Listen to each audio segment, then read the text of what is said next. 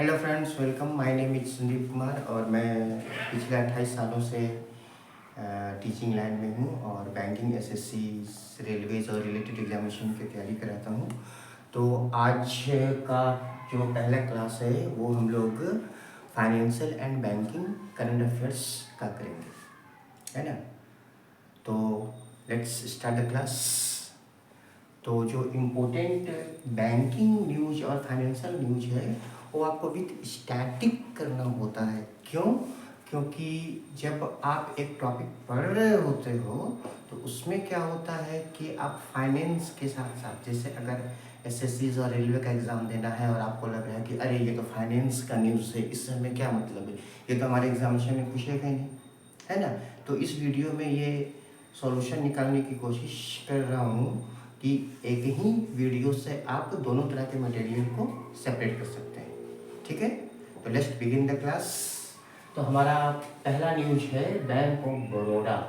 जैसा कि आप जानते हो कि बैंक ऑफ बड़ौदा एक पीएसबी है, पब्लिक सेक्टर बैंक है, और बैंक ऑफ बड़ौदा का जो हेडक्वार्टर है वो मांडवी, गुजरात में है, ठीक है। तो बैंक ऑफ बड़ौदा का जो पहला न्यूज आया है उसने बैंक ऑफ बड़ौदा ने M DG next mobile app, M DG next mobile app बनाया है। M DG next mobile app बनाया है। ये मोबाइल एप्लीकेशन उसने अपने कारपोरेट ग्राहकों के कैश मैनेजमेंट की फैसिलिटी को देने के लिए बनाया है। देखिए, जब भी आप फाइनेंस का न्यूज़ पढ़ रहे हैं तो बहुत ही ज़्यादा और बहुत ही फ्रॉम द बिगिनिंग, जब हम शुरुआत करते हैं तो बहुत ही ज़्यादा बिगिनिंग के समय में बहुत डेप्थ न्यूज़ में जाने की ज़रूरत नहीं है।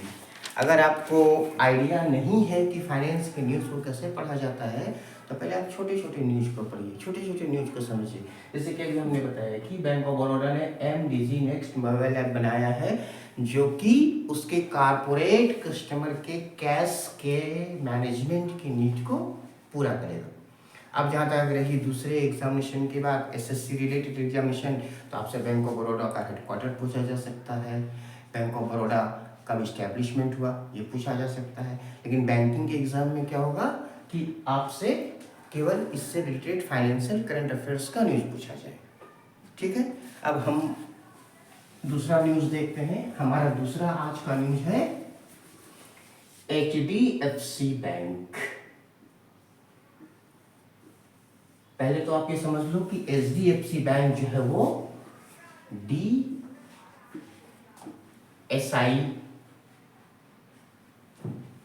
एसआईबी है, domestic systematic important bank. RBI ने एचडीएफसी को, एसबीआई को और आईसीआईसीआई बैंक को डीएसआईबी रिकॉग्नाइज किया है, डोमेस्टिक सिस्टमैटिक इम्पोर्टेंट बैंक। और ऐसे बैंकों को टीबीटीएफ कहा जाता है, टू बिग टू फॉल। ये इतने स्ट्रॉन्ग बैंक हैं कि इनकी डूबने की, इनके फेल होने की संभावना आरबीआई के अकॉर्डिंग बहुत ही कम है, ठीक है। तो जब आप स्टैटिक न्यूज़ देखो तो बैंकों की स्थापना कब हुई, जैसे एचडीएफसी बैंक 1994 में बना। हसमुख भाई पारिक इस बैंक के फाउंडर हैं। इस तरह के जो क्वेश्चंस हैं वो आपको एसएससी रिलेटेड एग्जामिनेशन में पूछा जा सकता है, ठीक है। और साथ के साथ बैंकों के एग्जाम में आपको पूछ देगा कि टीबीटीएफ क्या होता है, डीएसआईबी क्या होता है, आरबीआई ने किस किस ईयर डीएसआईबी रिकॉग्नाइज करना शुरू किया था, पहला डीएसआईबी कौन है, ठीक है। तो एचडीएफसी बैंक का जो न्यूज़ आया है वो सीएसआर से रिलेटेड है। ये जो सीएसआर होता है इसको हम कहते हैं कारपोरेट सोशल रिस्पॉन्सिबिलिटी। जैसे कि आप जानते हो कि कारपोरेट जो होते हैं वो इसी देश की धरती पे रह करके हम ही लोगों से अर्निंग करते हैं, है ना। तो कंपनीज एक्ट 2013 में कहा गया है कि अगर आप कारपोरेट हैं, अगर आप एक बिजनेस हाउस हैं तो you have certain social responsibilities, और आपको कारपोरेट सोशल रिस्पॉन्सिबिलिटी पूरा करना पड़ेगा। तो ऑलमोस्ट भारत के जो सभी कॉरपोरेट हैं, चाहे वो पब्लिक सेक्टर के हों या फिर प्राइवेट सेक्टर के हों, तो अपना CSR को पूरा करते हैं। तो HDFC बैंक का जो CSR इनिशिएटिव है उसका नाम है परिवर्तन। आपसे एग्जामिनेशन में पूछा जा सकता है, बैंकों के एग्जाम में, SSC और रिलेटेड एग्जामिनेशन में पूछा जा सकता है कि परिवर्तन नाम का CSR किसका है। तो HDFC बैंक ने अपने परिवर्तन CSR के थ्रू कुछ नए प्रोजेक्ट्स को स्टार्ट किए हैं, तो इसको देखते हैं। ठीक है, तो HDFC बैंक अपने CSR के through almost 2 lakh hectare agri land के इरिगेशन का प्रोजेक्ट बनाएगा कि किस तरह से एग्रीकल्चर के जमीन की सिंचाई हो सके और जो मार्जिनल और छोटे किसान हैं उनको प्रॉफिट हो सके, है ना। यहाँ पर अखबारों में आइस स्तूपा वर्ड आया था।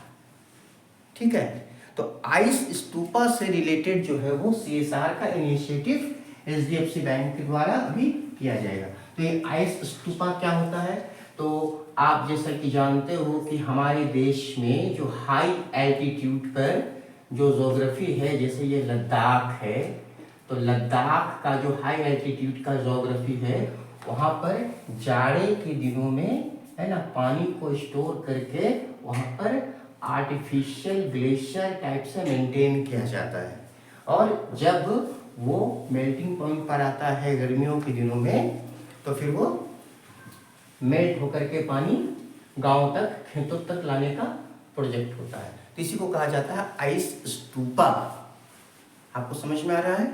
तो इस प्रोजेक्ट के थ्रू वहाँ के रूरल एरियाज में इरिगेशन के प्रोजेक्ट को चलाया जाएगा। अब आप कहोगे कि इसमें नया क्या है, तो नया कुछ भी नहीं। सारे कारपोरेट जो है वो अपना CSR का प्रोजेक्ट चलाते हैं, और जब भी आपका एग्जाम हो तो उस वक्त आप ध्यान में रखिए कि CSR का प्रोजेक्ट जो नया शुरू हुआ है उसका नाम क्या है, किस कारपोरेट ने स्टार्ट किया है, वो आपसे क्वेश्चन पूछा जा सकता है। ठीक है, अब आप यहाँ पर कुछ स्टैटिक मटेरियल का स्टडी कर सकते हैं, जैसे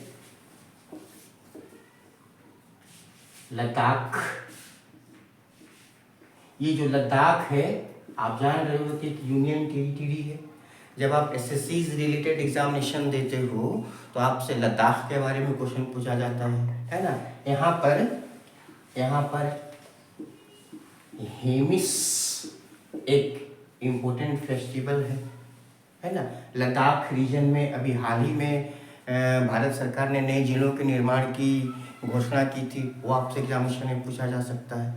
ठीक है, तो अभी HDFC बैंक का ये न्यूज आप अपने ध्यान में रखोगे।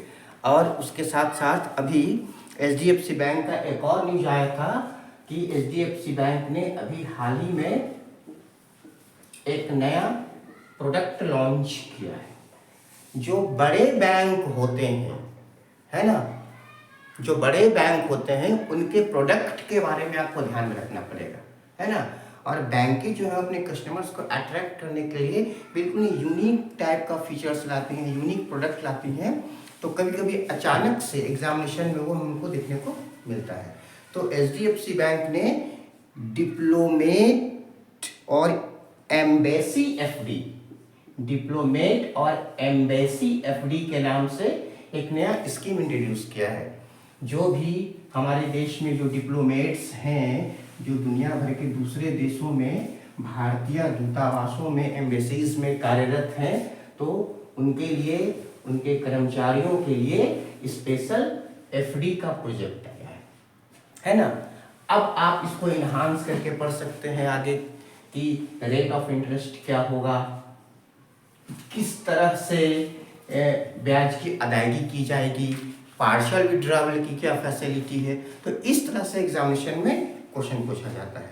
तो आप ध्यान में रखिएगा कि HDFC बैंक ने डिप्लोमेट्स और एम्बेसी एफडी के नाम से एक नया स्कीम शुरू किया है, जो कि फॉरेन करेंसी में डॉलर के रूप में अवेलेबल होगा।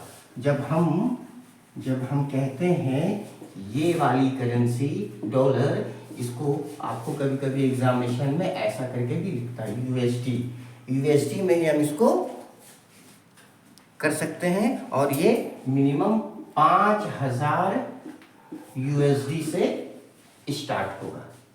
ठीक है, तो इस तरह के जो छोटे छोटे न्यूज हैं वो आप कोशिश करो कि न्यूज पेपर से निकाला जाए और उसका शॉर्ट राइटिंग हम लोग कर सकें। ठीक है, अब हम लोग अपने नए न्यूज की तरफ बढ़ते हैं। IFCL इम्पोर्टेंट क्यों है? क्योंकि गवर्नमेंट ऑफ इंडिया से रिलेटेड एक फाइनेंस की कंपनी है, और IFCL जो है वो एक डेवलपमेंट बैंक है, एक विकास बैंक है। तो अभी राहुल बेहरा को, मैं स्पेलिंग आपको करेक्ट कर देता हूँ, BHARE बेहरा, राहुल बेहरा को भारत सरकार ने IFCL का मैनेजिंग डायरेक्टर और MD अपॉइंट किया है। ठीक है, ये जो IFCL है वो भारत सरकार का पहला डेवलपमेंट बैंक है, जो कि 1948 में बना था। ठीक है, अब हम लोग दूसरा न्यूज़ स्टार्ट करते हैं। बहुत सारे ऐसे न्यूज़ हैं जिनके बारे में आपको बहुत ही ज़्यादा डीप में, डेप्थ में जाने की ज़रूरत नहीं है। साधारण स्तर पर पढ़ करके उसको हम मैनेज कर सकते हैं। PSB से रिलेटेड एक नया न्यूज आया हुआ है ना, पब्लिक सेक्टर बैंक, है ना। जैसा कि आप जानते हो कि पब्लिक सेक्टर बैंक से रिलेटेड जो न्यूज है वो एग्जामिनेशन के लिए एक बहुत ही बड़ा मटेरियल होता है। तो अभी PSB से रिलेटेड डिविडेंड पेमेंट का न्यूज आया है। डिविडेंड, जिसे हम हिंदी में लाभांश कहते हैं। अगर आप PSB के शेयर होल्डर्स हैं या किसी भी कंपनी के कारपोरेट के शेयर होल्डर्स हैं तो आपको उसका डिविडेंड दिया जाता है। अभी जो न्यूज आया है उसमें हमें ये पता चला है कि PSB का डिविडेंड पेमेंट जो है वो 33% बढ़ा है। किसमें? 2023 और 24 के फाइनेंशियल ईयर में। अब वेरी नेक्स्ट जो एग्जामिनेशन होगा, है ना, उसमें ये क्वेश्चन आपसे डायरेक्टली पूछा जा सकता है कि PSB का डिविडेंड पे आउट कितना % बढ़ा है। तो जब हम ईयर ऑन ईयर कंपैरिजन करते हैं, पिछले वित्तीय वर्ष और इस वित्तीय वर्ष का कंपैरिजन करेंगे, तो PSB का डिविडेंड पे आउट 33% बढ़ा है, जो कि टोटल 27,830 करोड़ रुपीस है। आपसे ये एग्जामिनेशन में डेटा भी पूछा जा सकता है। ठीक है, और 2023-24 के वित्तीय वर्ष में PSB का net profit 1.05 lakh crore rupees record किया गया है। ठीक है, तो आप इस वीडियो को एक बार देखिए, समझने का कोशिश करिए, है ना। आगे के समय में हम लोग और इस तरह से वीडियो बनाएंगे। ध्यान में ये रखना है कि जो रेगुलर है, जो फाइनेंस का न्यूज है, अगर आप बैंक का तैयारी कर रहे हैं तो फाइनेंस का न्यूज है तो आप उसको फोकस करिए। और आप बहुत जगह सुनते होंगे कि 6 महीना का फाइनेंस का न्यूज पढ़ना है, साल भर का पढ़ना है। बैंकों के एग्जामिनेशन के लिए, चाहे वो IBPS हो, ग्रामीण बैंक हो, SBI हो, आपको अधिक से अधिक 2 मंथ के financial and banking current affairs पर आपकी पकड़ होनी चाहिए। बहुत ही ज़्यादा पुराना न्यूज एग्जामिनेशन में पूछा जाता है, लेकिन थोड़ा कम पूछा जाता है, इसलिए आप लास्ट 2 मंथ के financial and banking current affairs को फोकस करिए। ठीक है, तो मिलते हैं नेक्स्ट क्लास में। Take care.